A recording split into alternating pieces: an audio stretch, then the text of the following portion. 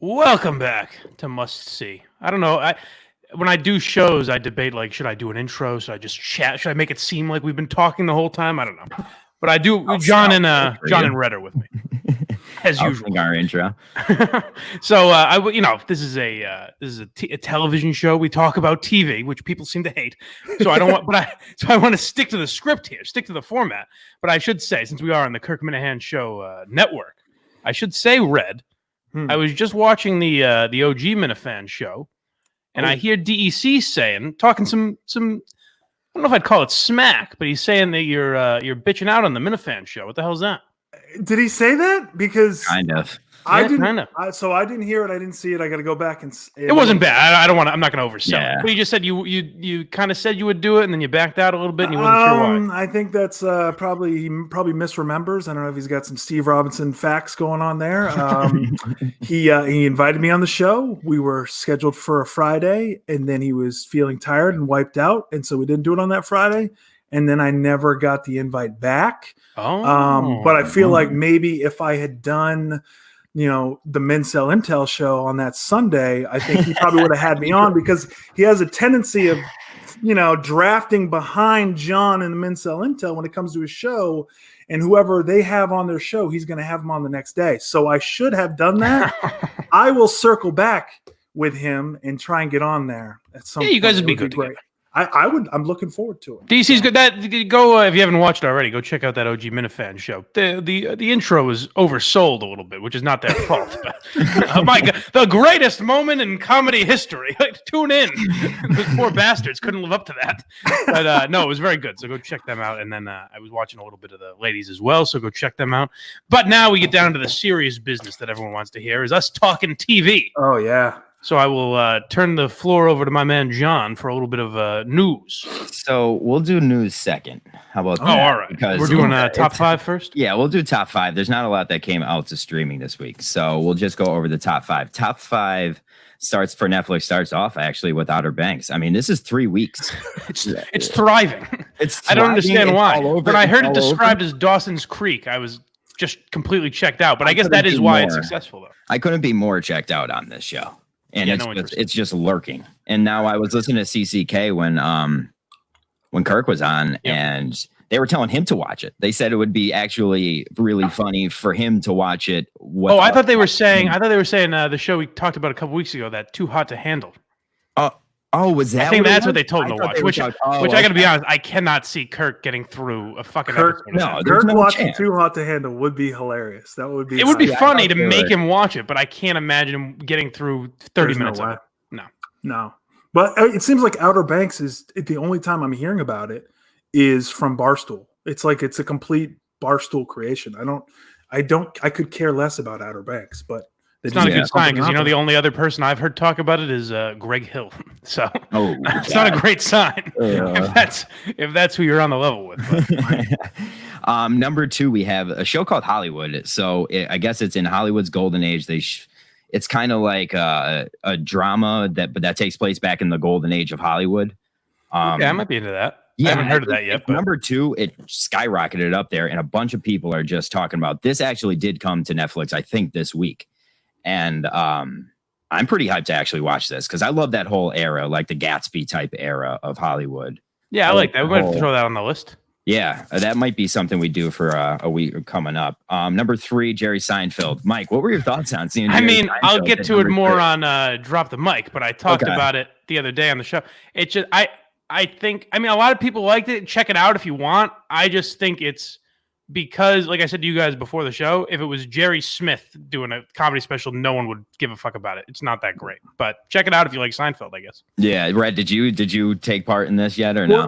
So I actually, it was interesting. I watched it with my wife. She hates Seinfeld, his stand-up. She's tried to watch it before. She actually really enjoyed this one. I think mostly because he talks about, all of his issues with marriage, and maybe she's got issues with me. I have no idea, but she seemed to really like it. So that was like a big plus for it. But for me, like if it's a 20-minute set with Seinfeld, I love it. But after 20 minutes, it starts to sound like everything else that he's ever done before. I thought it was funny in the description for it, it just talks about airplane food. Like they just get right to the punch right in the description. It's like, what's the deal? There was a little bit too much of a Seinfeld-y where he does the voice a little too much. Yeah. And I just hear it, and I just hear Mike or Kirk doing the Seinfeld voice all the time now, so it just ruins it for me. And the picture of it too, when I was scrolling over, it didn't even look like Seinfeld. I like double took at it because I was like, is that him? Like, is there another guy named? Do we have a new guy also talking about it? Right. He's gotten old, which is tough for stand-ups in general too. Yeah. Number 4, and Mike, you said you just watched this. It's Never Have I Ever. 2 weeks on this list. Mindy Kaling is kind of killing it with this show. Mindy Kaling I saw as a producer, but I don't know if I thought she wrote it, but now I'm not so sure. She had more to do with it than producing. Yeah, I thought so too. But it was good. I mean, you can tell there's a Mindy Kaling type of vibe for sure, regardless of how much you had to do with it. But I thought it was good. Like the way I described it was kind of a like a much edgier high school show. Like I would have loved it when I was in high school, probably. Yeah, I enjoyed it now. My girlfriend really liked it. It was good. I definitely give it a shot. Maybe we'll talk about it down the road. Like Degrassi. Yeah, right. A little better than that. Number 5, Dangerous Lies, the behind the scenes with Michelle Obama. Couldn't want to watch that less stuff. I have no interest. Nothing against Michelle Obama. I was a big fan and whatever. I don't know what I'm supposed to say here. Top 5 is done with. Let's get into Nick Cage. Nick Cage is our new Tiger King. That's pretty cool. Oh, yeah. I know Steve is very excited about it. I'm not as much of a I'll watch anything Nick Cage does. But with this, I'd be interested to see, because I mean, as much as I think the Tiger King thing, like if we weren't in quarantine, I don't think that would have been a national sensation the way it was. Right. But it's an interesting story. I like Tiger King. I really did. I loved it. It's interesting, and it'll be just interesting to see what Nick Cage does with it. I'm more curious to see if they do like Joe Exotic's life outside of that one scandal. I don't know how they'll do it, but it'll be interesting. Well, do we know what network it's going to be on yet? It is. No, I don't know. I didn't. That'll be. That out. Hold on. I have it pulled up too. So, that'll be the death of it. If it's CBS, then it's toast. But yeah, it's from the showrunner that brought American Vandal. So yeah, that gives me optimism. But CBS Television Studios is making it. So. Oh really? I don't think you could do that network. I just don't think you could. That's going to be a bummer. It's going to be such a bummer. That'll kind of ruin it for me.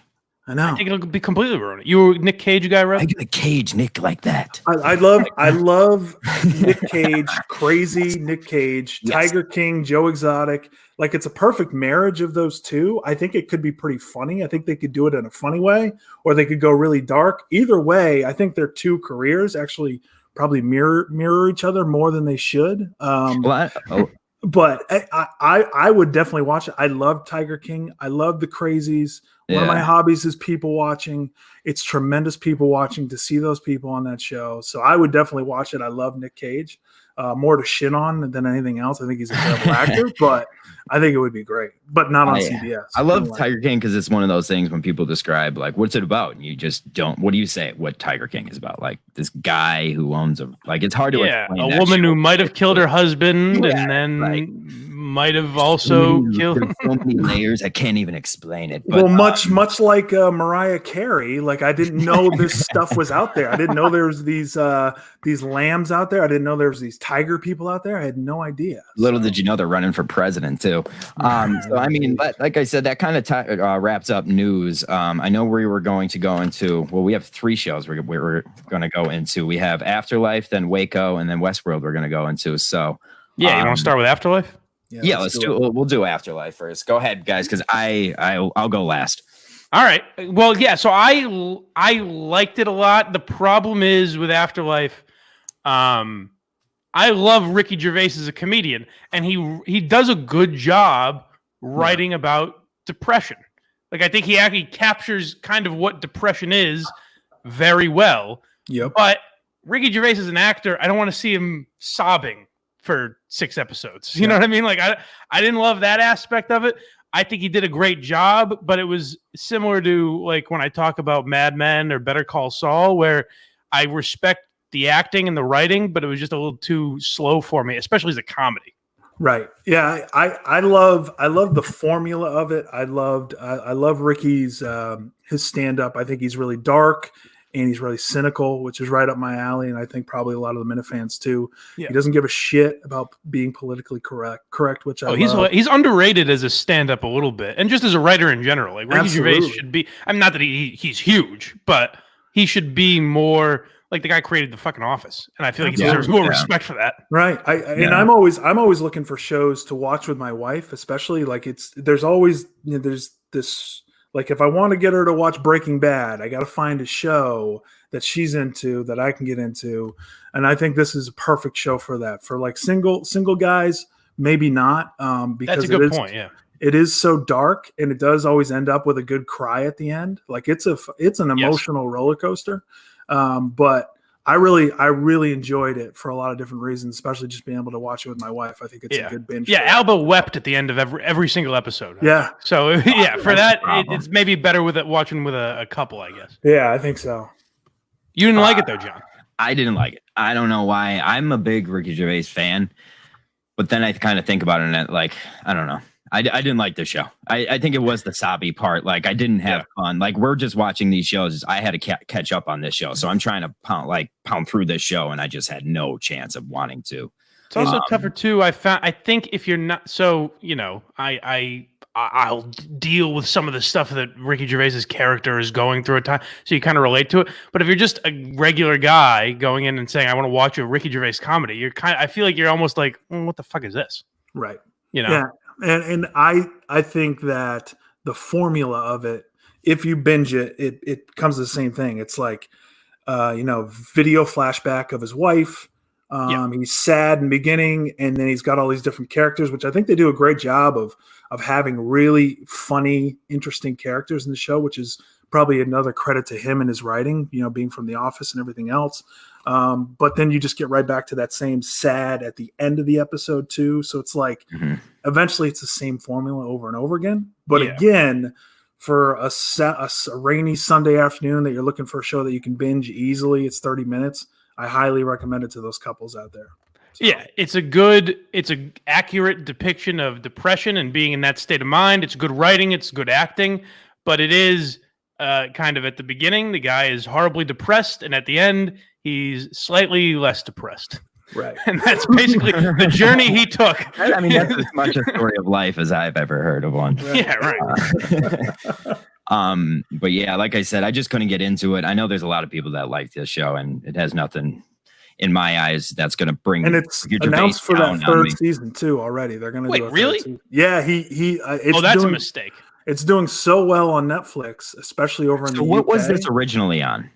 Was it Netflix? Just, Netflix? Yeah. Okay. It's been Netflix, and I think it was just going to be a one-off, and it did so well they came back for that second season. And this second season is so popular that he's already announced that they're going to do a third season. Oh, that's a mistake. Yeah. Ricky Gervais never does that. I'm surprised he's even doing that, because he's very good about 6-episode season, then you're done. Maybe it's special, like with The Office. Yep. Get in, get out. He usually doesn't do that where it's just kind of a money grab. But also, the second season, like, the ending is the ending. Right. Like it's pretty much over. Like okay, we've taken this journey. Now season 3, what's it going to be like? Now he's even slightly less depressed. Can you believe it, folks? I guess maybe it's like the happy ending where he does end up with somebody for long term. I have no idea. I worry because the dog is getting older. I don't want the dog to die. So I don't know if I can. Well, there you go. You just got another season. There you go. Yeah, that would be it right there. What a journey we're about to take.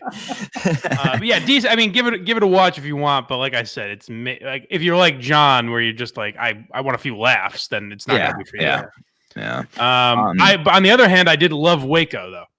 Yeah, so Waco was the opposite, where I watched one episode, absolutely hated it, kind of just for no reason. I was kind of just going through the show just to watch it for us, and then I was going to bed one night, threw it on, and then stayed up that whole night to finish the season. So, like, it was the exact opposite, where I was dying to watch this. Waco's good. I like Waco. There's a lot of good acting in it. There's a lot of good actors in it. Great cast. Like B-level actors that you don't usually like. The best B-level actors you can get to. Awesome cast. So, it was nice to see Michael Shannon as a regular person for once, and not some autistic fucking robot murderer. Right. Like, I love Michael Shannon, but he's all, whether it's Nelson Van Alden, Yeah, or the Iceman. He's always some fucking psychotic. Yep. He definitely brings his own FBI jacket to set because he's always an FBI agent. Yeah, I love Michael Shannon. Ruth from Ozark is in it. Yep. She was good. And obviously the star, David Koresh, is played by Taylor Kitchen. You may know him as Tim Riggins. And that was the one, it was a little weird when I started because the show starts with Tim Riggins talking to a kid about not having a dad and then giving a speech where he's talking about living in Texas. And I was like, this is just too, like, for a Friday Night Lights fan, I'm never going to see this guy as David forever. Koresh. I was just waiting for it. Exactly. I want to Coach Taylor to walk in and fucking smack him in the head. But eventually you get into it, and he does play a good Koresh. Yeah, John Leguizamo, too, is very good in that. Yeah, right. Yeah. John Lasagna. I didn't like Tim Riggins in this. I thought he was the worst out of them all. Who did you think was the best? Who did you think was the worst acting wise? Michael Shannon was the best. Definitely the best. Definitely the best. Shannon, just because of the character too. Like you could tell, the story is told with documentation, 2 different books, right? So it's told from the FBI perspective of Michael Shannon's character. So I really loved watching that part of it because you could just see it was everything that I didn't know about the Waco story. You know, it was everything behind the scenes, everything probably our conspiracy theory guys loved. I'm sure Elvin probably loved it, where you're just seeing all the mistakes that the ATF and the FBI made, and Shannon's just wearing it on his face the entire time. Like you could just tell through the negotiation. Well, killing him. His walkout scene, I mean, spoiler alert, we spoil shows. His walkout scene is unbelievable. That scene is unbelievable. Yeah. It's great. It's great. But no. Now that I am thinking about it, though, like the way when you say Taylor Kitchen was the worst, I didn't think of him as the worst actor, but when I'm trying to think, my only problem with him was, again, it's if you're a Friday Night Lights fan, I think it seemed almost too much like, oh, Tim Riggins is doing an impression of this guy. It was a little too. So I get what you're saying, but I thought he did a good job. I liked it. Is he from Texas? Is that that actor? He's got to be from. He's got to be, or he's somewhere where he's got that accent for sure. Yeah, if he's not from Texas, then he did a good job. If he is from Texas, then he did a mediocre job. That's kind of how I feel about it. But no, what's her name from Ruth from Ozark? Ruth from Ozark was unbelievable. She's like low key going to be a very good actress. Like seems like it. She's having a good run so far.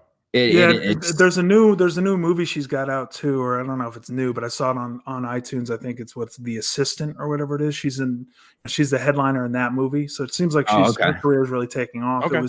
It was interesting to see her without dropping F-bombs all the time and having that Ruth voice. It was interesting to see her kind of play it straight. I did not think she had it in her. I thought she would just be one of those Ozark characters that she would do something really good on the Ozark and then never see him again. So we got the gallery here saying that he's from Canada, but it lives in Austin full time now. So really? I guess all right, then he's doing a great job. We call that a wash then, right? Yeah. All right, so that settles that. So speaking of Ruth's character, though, I'll say the one thing I noticed about the whole series was they downplayed a little bit that this guy's fucking 14-year-old. Yeah. It wasn't good. They kind of made him out to be this hero. There was that. You know who I loved throughout the whole series was the radio host. Like they'd have these small cutaways where the radio host was just talking over the radio, just giving the best points throughout it all. And it's kind of like that old school radio vibe to it. But he did a good job of being a radio guy where he's got that deep voice that sounds perfect into the microphone. Right. Yeah, and it was at the time where he was going against the government and that was a new thing on the radio. But no, he was saying what the hell was I talking about? How that's legal in Texas. That was legal in Texas. The only law he was actually breaking was the supposed gun switching from semi-automatic to automatic. Right. That's what I was going to ask, because I didn't know if there was a Hollywood spin on this a little bit. I don't know a lot about that. I know who David Koresh is, but I don't know much more about that story until I watched Waco. So I was curious the whole time. I was like, is there a spin on it? Because I don't understand what these people did to deserve this. Right. This all seemed like a little much. And that was my biggest takeaway, knowing that I was going to be talking to you guys about it, because I remember this. I think I was 10 years old when this was happening. So I remember coming home and wanting to watch whatever would have been on TV. And this was just on TV all the time. And this was all they were talking about. So I remember this story pretty vividly. And I remember my dad trying to talk me through this scenario. And it's actually, I found out later on that my high school teacher, my high school English teacher, he was the dad of David Thibodeau, you know, the one who wrote the book On the Other Side. So he was one of the survivors in this, but he never shared that with us until I was a senior in high school. Oh, wow. So you get that story. So it was interesting to see how they played this out, but it felt very real. I know it was slanted, especially with the radio host. Yeah. It was very slanted in a way to kind of paint the Davidians in a certain way. But what I can tell you, like, they could have gone even further into the actual details of the cover up, and they didn't do that. I thought they played it pretty much down the middle. That's amazing. Because as I was watching, I was like, this has to be some Hollywood bullshit where they want to make the government look worse than they are. Right. Like, I don't know if you guys, and spoiler alert for those who haven't watched it, but if you remember when they're in the compound and they've just gone through when the shooting happened and then the ATF backs off, but then they have that guy coming to the compound who's one of them who gets shot. Yeah. That actually did happen. That happened live? That guy got shot. He was shot 11 times. They say that, it was 4 shooters that took him down. He was shot 11 times. They shot him twice in the head after he was already dead, dragged his body, left it there 300 yards away from the house, and left it there for 5 days just out in the open. What? Jesus Christ. Now, they could have showed that, and it could have been even worse for the FBI, but they didn't do that. Okay, so that's fair. So, like, I look at it like, okay, so I asked my dad about Waco. And he's like, oh, those fucking lunatics. They just got the tank and just blew it inside of the fucking house. Like, they were fucking lunatics, blah, blah, blah. You know, so I was like, okay, so what they're saying about the fact that the media just made these people look like psychopaths is true. Because I asked my dad, who has no idea about this, what his vision or view on it was. And that's what it was. So, like, maybe that part's a little true where, I mean, the media they just made them look like psychopathic cults, you know? Yeah. And they totally tried to cover it up, and they already had their spin ready to go.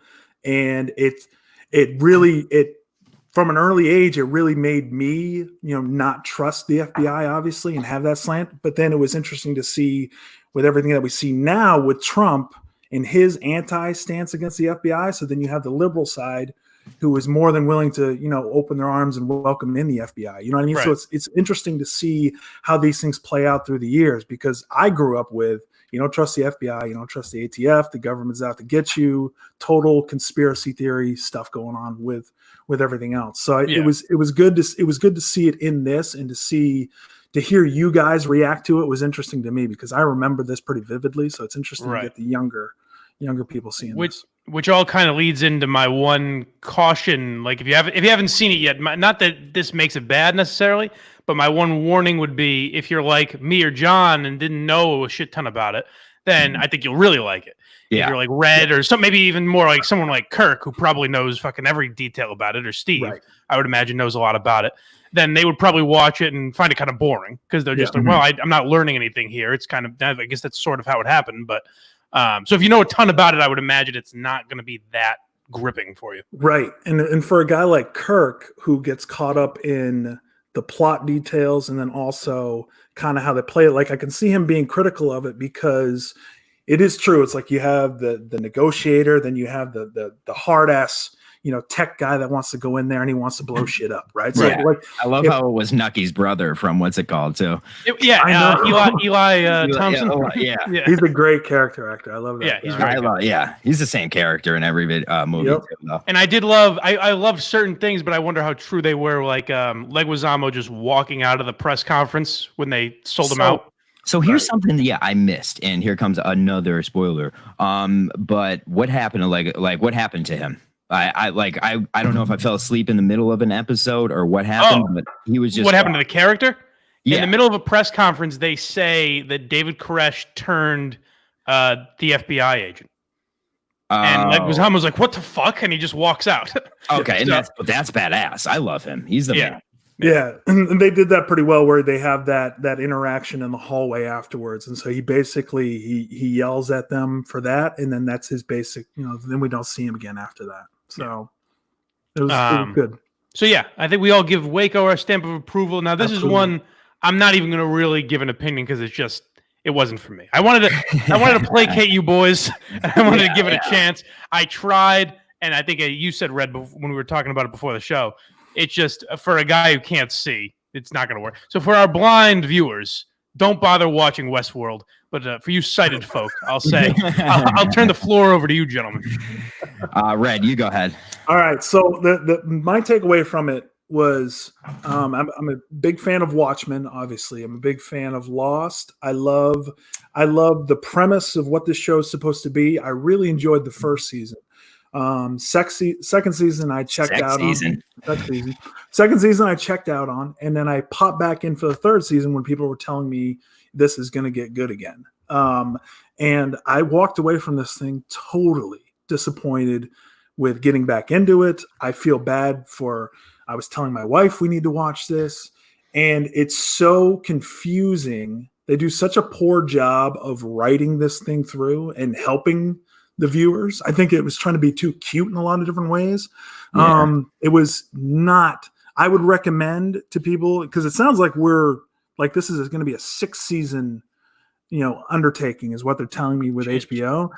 If similar to Better Call Saul, I would tell people if you can get through some of the Cliff Notes versions of these seasons. The tough thing with this show is it's so easy to watch season 1. Season 2 is the worst. It's tough to get through. Yeah, and then season 3, I mean, I'll go over what I think of it, but it was great up until the end. I mean, if you think about it, it was the same story as Minority Report. So basically, they just stole the plot of Minority Report, put it over iRobot, and boom, you got Westworld this season. And whereas the first season had no one knew what was going on. This season, everyone kind of knows what's going on now. There's no more we're trying to figure out what the maze was, which shout out to me. I called what the maze was consciousness. Congratulations. Third episode. Oh, congratulations. Congratulations. But no, there was just no kicker in this one. There was no gold at the end of the rainbow per se. You know what I mean? It was just okay, we found out the big machine runs the world.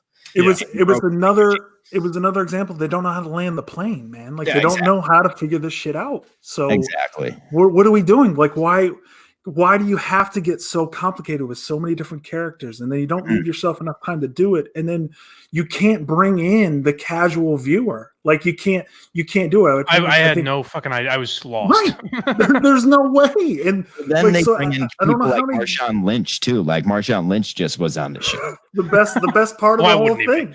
Yeah. He had the fakest punch I've ever seen on HBO. It was I might as well have punched you from here and it looked better. It was bad. I mean, and I wanted so badly to root for Aaron Paul to have sort of a comeback, not a comeback, but whatever you would call it, a success story in there.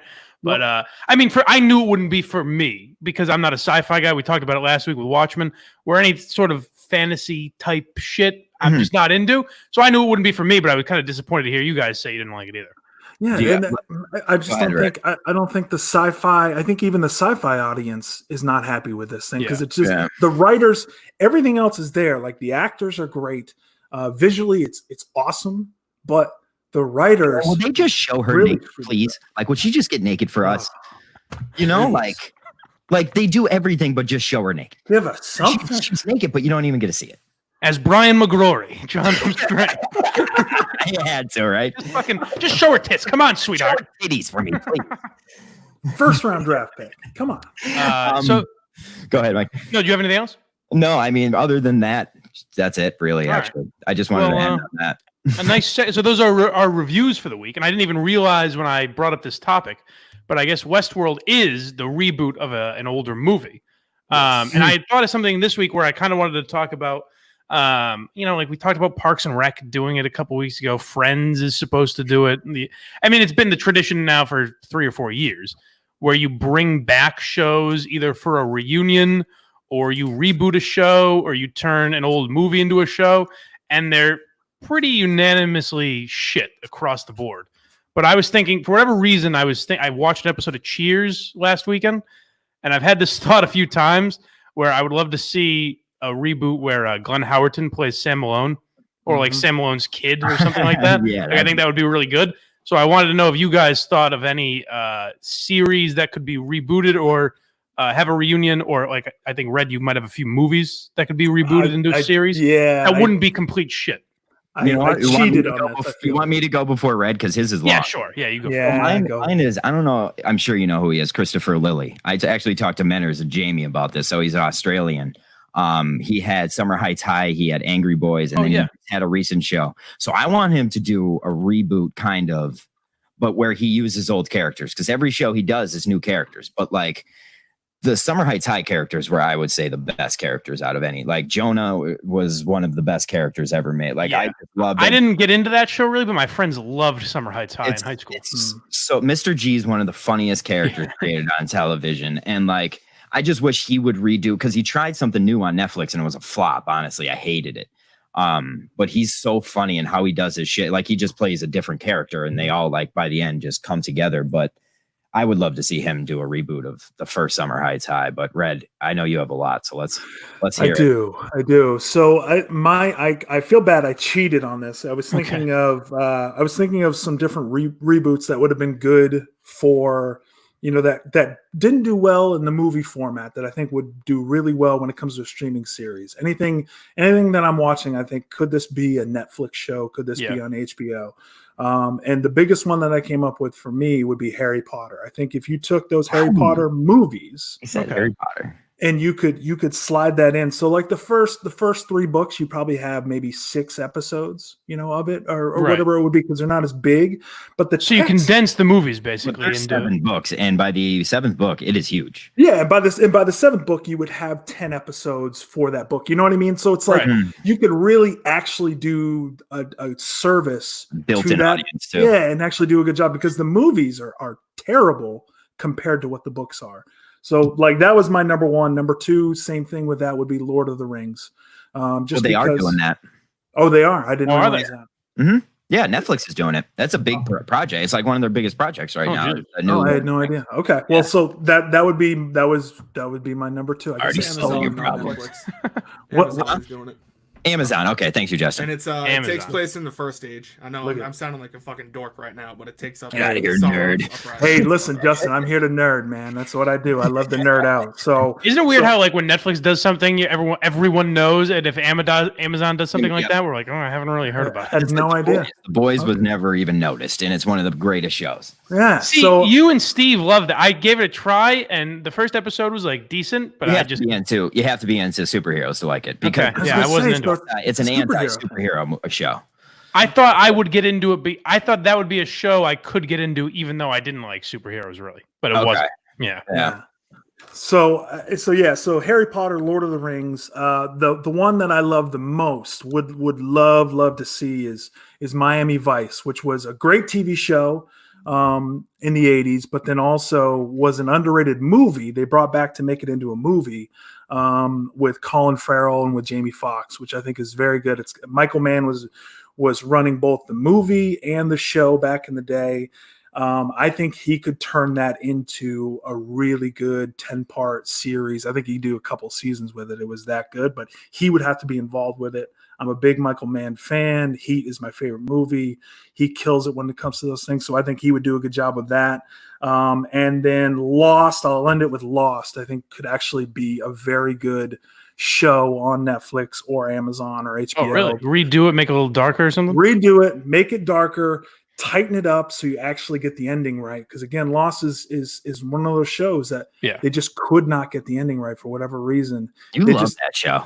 You're passionate about Lost. Love Lost. It sets up everything. It sets up everything for what the Westworld could be and what Watchmen was. It was different at the time, where they had fake websites and these different stories to keep the story going outside of the TV show. I think Lost could be another one of those shows that you could do, which would actually be very good and get the ending right. I think you kind of nailed it with Lost. I think the whole reason I brought up this topic is like what I would want to do.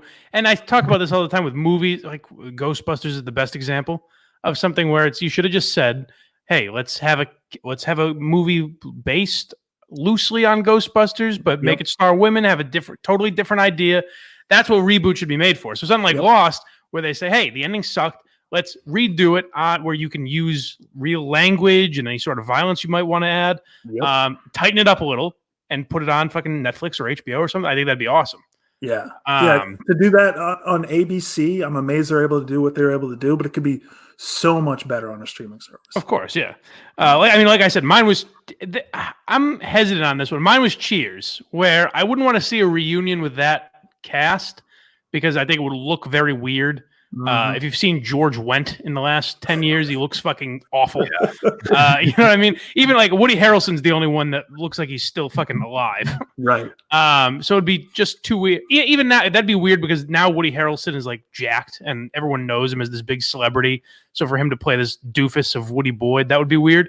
Yep. But I think you could do it in a way where, again, a Netflix or HBO comedy, have it be just loosely based on Cheers. Yep. Or have it where, like I said, Glenn Howerton, I think, would be the perfect guy to play if you have it as Sam Malone or Sam Malone's kid or something that owns the bar now. I think that'd be awesome. Make Jonah Hill Norm. I think that'd be very funny. And if you just made it a darker, where it's not this hokey laugh track sitcom anymore, if you made it a darker thing about regulars in a bar, because if you look at what Cheers was, it was kind of a dark, like as much as it was a silly sitcom, there were kind of like darker storylines where Frasier's wife cheated on him, and you had shit like that. You know, Norm would lose his job every once in a while. Like they had darker storylines that you don't see in sitcoms anymore. So I think they could do a good job with that if you brought it back. Yeah, and you could do it where it wouldn't have to be one of those 24 episodes. Right, make it 10 episodes. Yeah. Make it 10 episodes. I think you can get some actors that would really like to do it. It seems like, especially now with everything going on with the pandemic, it seems like streaming is the way to go, and it's really changing things in a lot of different ways. I think you could get some good actors to do it. Like you said, you could bring in somebody like a Jonah Hill for a really good Netflix show, like you've seen with Jason Bateman. I think you could do a really good job with that for Cheers, for sure. Yeah, so I think we've got some good options. If you've got yours, tweet at Must See Show on Twitter and let us know what yours are. And Trump's favorite Twitter handle. Must See Show. We got that Donald Trump bump this week. Nice. Yeah. We have all the fans, all the big names. Big names love us. So to end the show every week, we usually deconstruct a character to ruin them for you. And I believe it's John's turn this week, and he's taking on one of the most beloved series of all time. Yeah, so we're gonna talk this week about the Lady of Winterfell.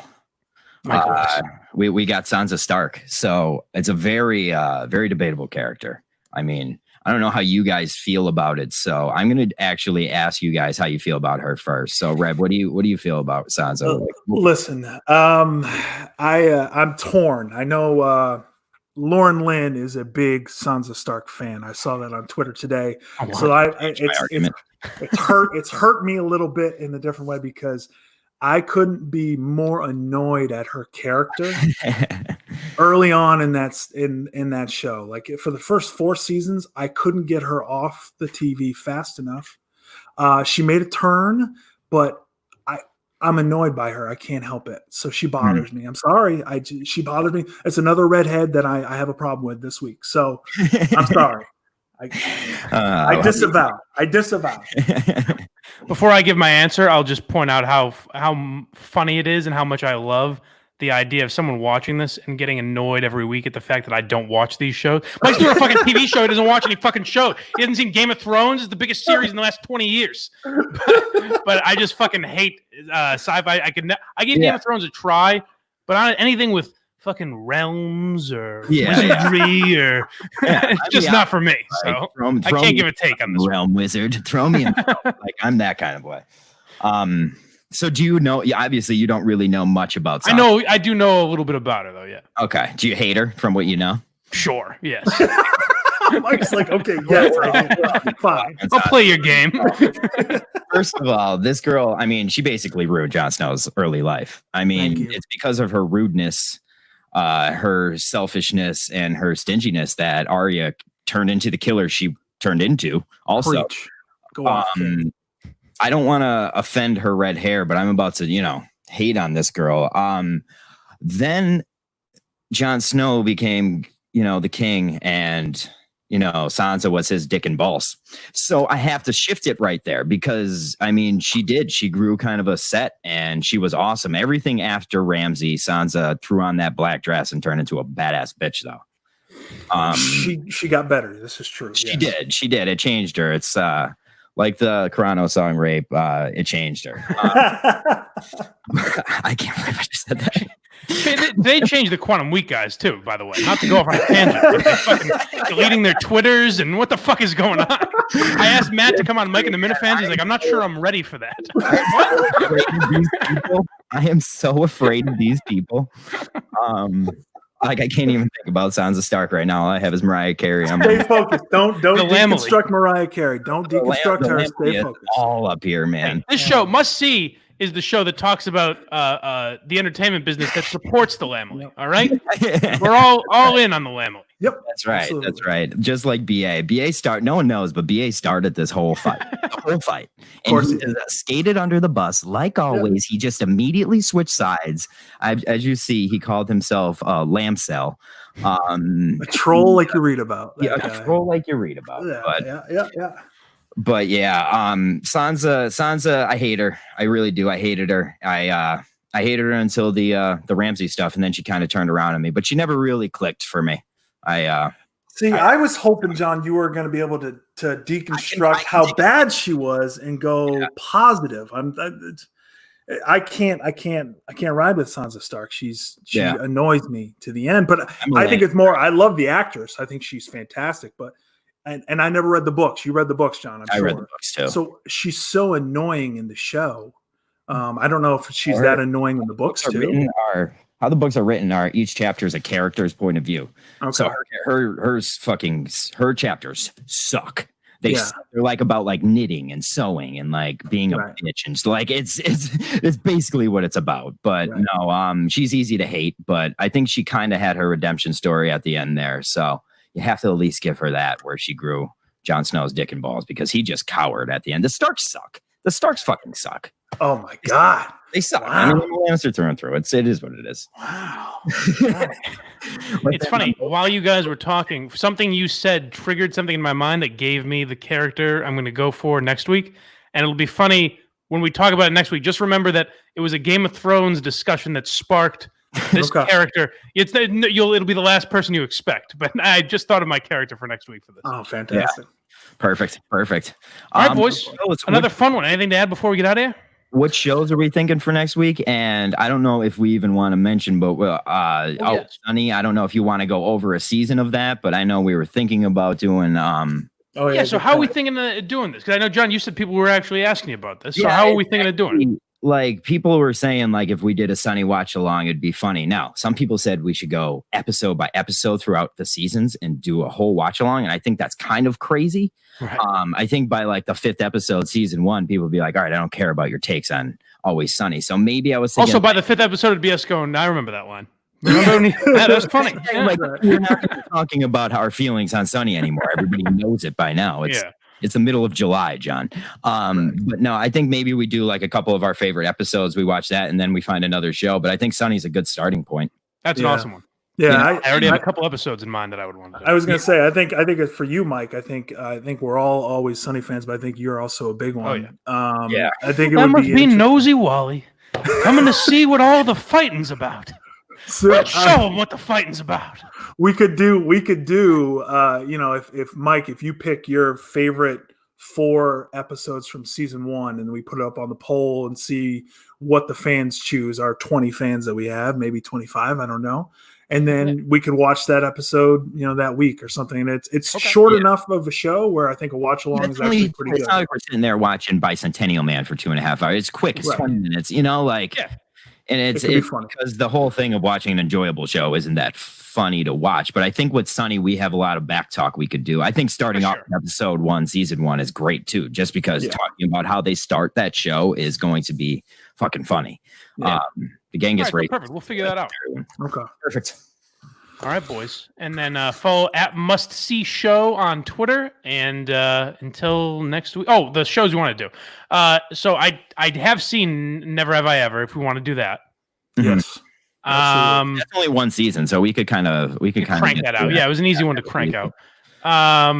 Drama. Is there something that you really like, Mike? I feel like I keep like Watchmen and then Westworld. We're setting you up for shows that you are not. You're not vibing. Not my wheelhouse. Yeah. Yeah. So let's think of it. If anyone has any suggestions, tweet them at us at Must See Show, and then we'll think about it over the week. We'll tweet it out at some point. That's marketing, folks. Exactly. This guy's a genius. All right, kids. We'll talk to you guys next week. All right.